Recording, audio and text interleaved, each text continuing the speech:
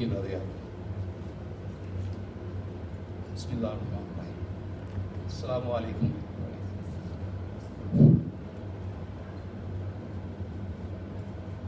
When I started doing this work,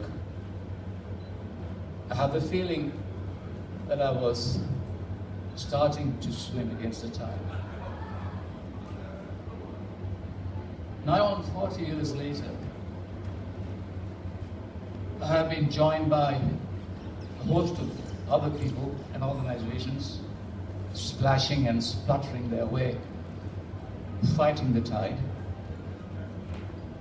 And this has led me to the conclusion we are functioning within a plane of reality that is unreal. In order to really grasp where we are and what we need to do, I feel that we need to up our level of consciousness to another plateau.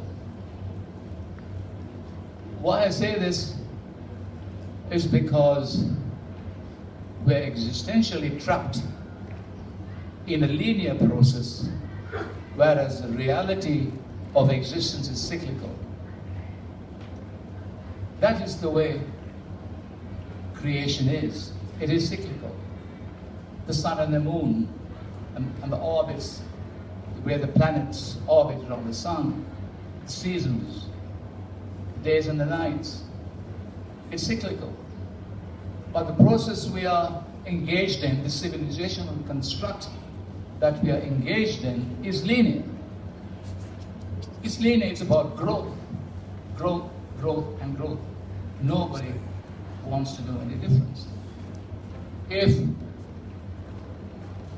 politicians begin to talk the language of degrowth, they will lose power, because this is what the population wants.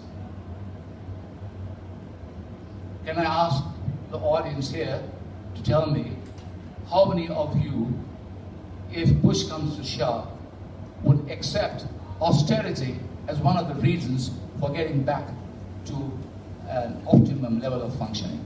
Can you tell me? Would you accept austerity as a measure? Please put your hands up if you do. There we are. About 1% of the audience. See what I mean? It's our responsibility. So, ignoring this existential reality has brought us to the edge of disaster. The primary reality of connectedness reminds us there is not a thing we can do without ultimately impacting on the environment, even this gathering.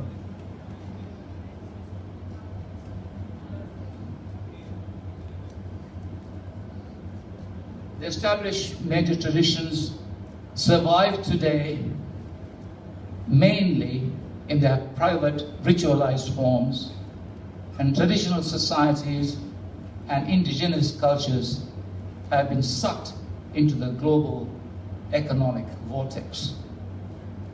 Now, I'd like to read you a cautionary tale from the page in the book that I've written.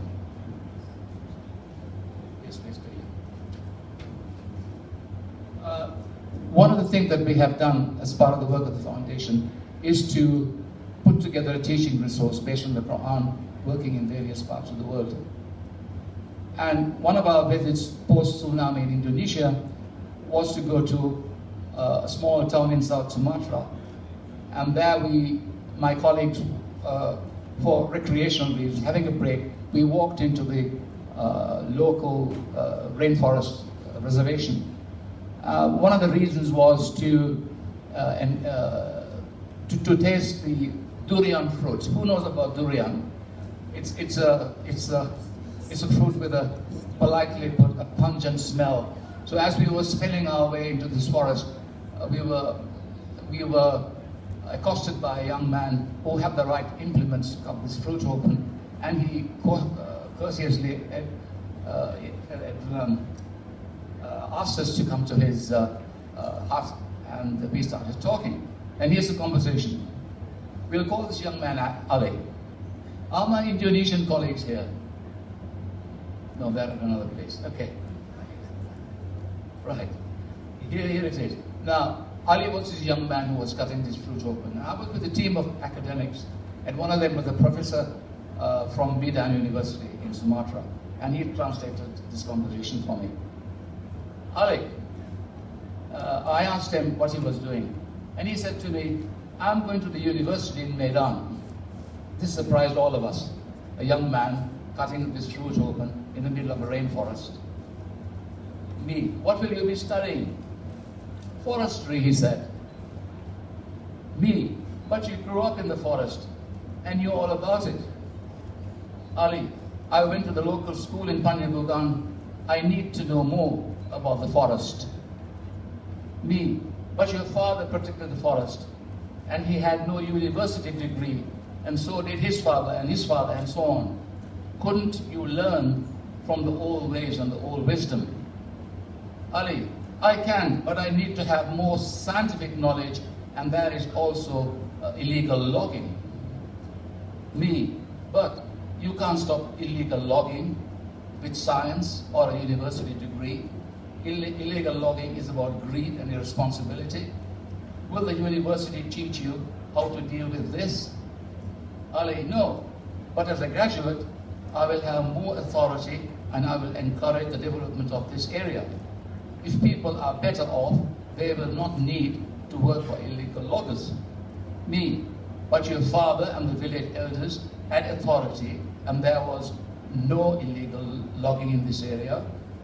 But won't development make more demands on the forest? Ali, yes, but past generations were poor. I want a better standard of life for me and my family when I have one and consider and contribute to the development of my country. Me, that's not a bad thing. But if you live in Medan, where all the jobs are, you will live far from the forest, which you want to save, and to visit this area, it will mean a 40-minute flight plus a 3-hour journey by car, or alternatively, a 12-hour journey by road, which will mean that you will be contributing to climate change with a very heavy carbon footprint. Ali, I will work locally and live in Panyabugan, which is the local township. Me, but this village may have already reached the extent of its development. It is crowded and its population already encroaching on the forest and contributing to its degradation. Where will you live? Ali, I'll get my own house built. But the wood for this will come from me. But the wood for this will come from the forest your father had managed to save, and it may come from illegal logging. Now, I got a kind of a whispered answer to this, and I left it at that. You see, so that is, we really have to make the connection.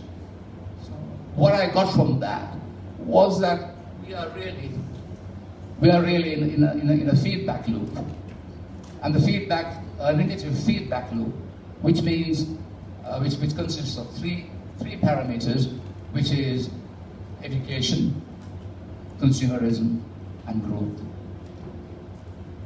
And if you were to listen to the Emeritus Professor David Orr from Fazlun Khalid, Ohio, he will tell that the greatest polluters in the world are the people with MAs, BAs, PhDs, and LLBs and all the professionals, by virtue of the fact that they have the spending power and therefore they are consumers. And then consumerism is encouraged by growth, and consumerism means that you, it's related to creating discontent. There's a huge advertising industry. They're set to create discontent so that you will want today what didn't exist yesterday. Excuse me while I retrieve this.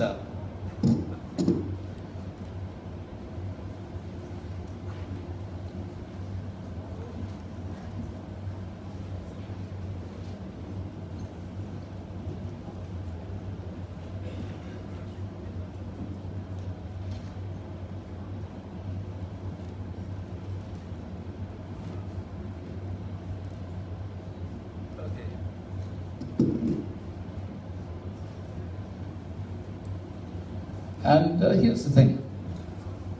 We talk with alarm today about the sixth mass extinction and loss of biodiversity. But we need to remind ourselves that there has been a massive loss of cultural diversity. The very same cultural diversity that protects the planet. We have lost this cultural diversity only in the past 500 years, since the voyages of Columbus and Vasco da Gama. Okay. This is all the time it took to turn the world upside down, not forgetting that our species thrived and grew in a benign climate in the previous 10,000 years. Faith communities, having lost the power we once wielded, are now just one player amongst many with fierce competing interests. But our strength lies in our networks we have been building over the centuries. We also need to reflect on the fact that in spite of our varying worldviews, faith communities have, after all, been chasing the same thing: prosperity. We all go shopping. Shopping is now a global pastime, and we thus share some of the culpability. In recent years, we have been finding common ground, and there has been a coming together as we increasingly realize that the earth is a shared space. There is wide scope for recovering our balance with nature if we only grasp this opportunity. As the Quran asserts, He, Allah, set up the balance so that you may not exceed the balance. Weigh with justice and do not fall short in the balance. Thank you very much. Thank you very much, Dr. Fazlun, and I've been privileged to read through your book. I can tell you it's a book of books. It's history, it's geography, it's theology, it's environmentalism, it's a number of things. So congratulations and thank you.